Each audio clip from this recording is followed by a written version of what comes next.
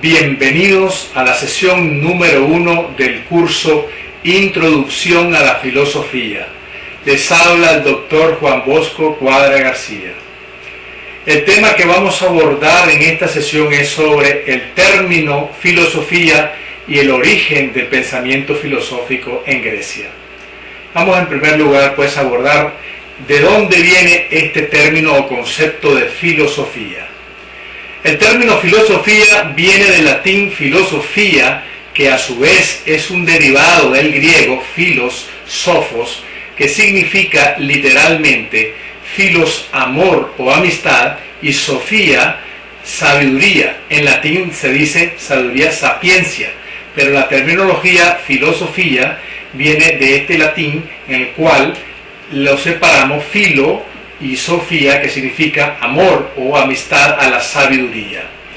El filósofo, por lo tanto, es el amante, el amigo del saber por el saber, o lo que se conoce como la sabiduría. Un filósofo jamás se puede llegar a decir que es sabio, sino simple y sencillamente es un amante del saber por el saber. La sabiduría es como el fruto, como la ganancia que se obtiene por las especulaciones filosóficas, las investigaciones, los análisis, las críticas y todo tipo de especulación a nivel racional. Vamos ahora a abordar el tema del origen, de dónde nació. Según Aristóteles, filósofo griego, la filosofía nace por la capacidad que tiene el hombre de admirarse sobre las cosas. Es decir, la admiración es el primer peldaño para especular.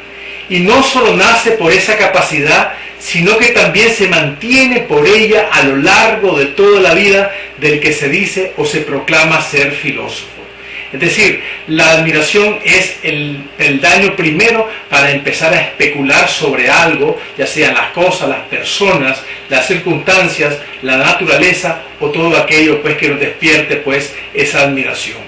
Una cosa que nos hace admirarnos, nos hace explicarnos, o mejor dicho, nos hace despertar las razones de por qué esa cosa existe y por qué nos ha admirado. Las tres dimensiones de la filosofía por la cual uno encuentra la verdad son las siguientes: la trascendencia, la dimensión subjetiva y la dimensión objetiva.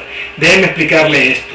La sabiduría puede proceder tanto de la interioridad o subjetividad humana como de la objetividad y conocimiento de las cosas, o bien la sabiduría puede provenir de lo alto, de la trascendencia, es decir, de Dios.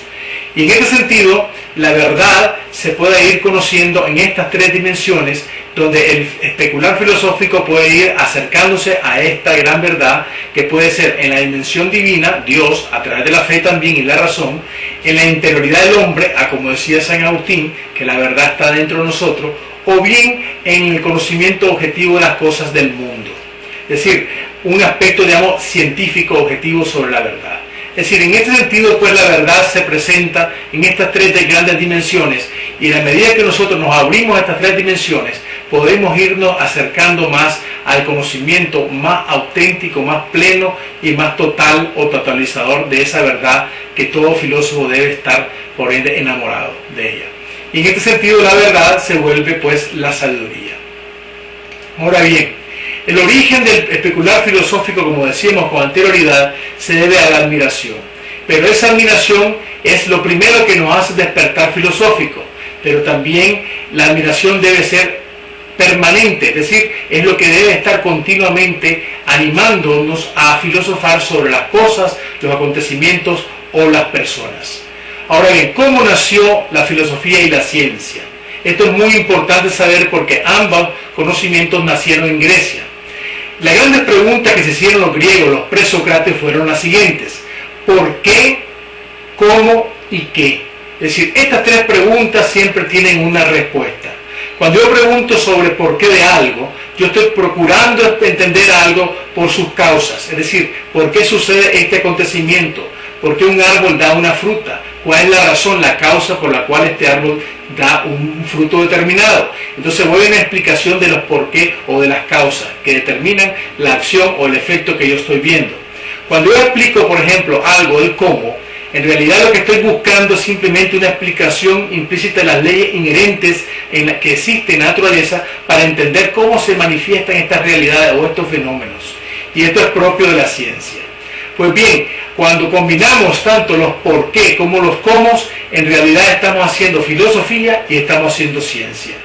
En el mundo presocrático, la pregunta de los por qué era una pregunta más filosófica y el pregunta de los cómo eran preguntas más que todo de tipo científica. Es decir, estas dos preguntas que se hicieron los presocráticos en el mundo griego nos da a entender que la preocupación principal de ellos es la causa del universo y a su vez entender cómo este universo estaba estructurado en sus realidades más internas. Es decir, por ejemplo, Tal de Mileto decía no solo la causa del universo, sino cómo estaba constituido el universo. Él decía que el agua es la primera causa o la protosustancia que dio origen a todo, o sea, la causa. Pero a su vez el agua explicaba la estructura interna de todos los elementos que existen en este mundo que tienen un grado de humedad determinado. Es decir, aquí hay una doble explicación, una filosófica, que es la causa, y una científica, que es la constitución interna de las realidades de este mundo que participan de un grado o de otro grado de humedad. Y hasta aquí pues vamos a terminar la lección o sesión número 1. Muchas gracias.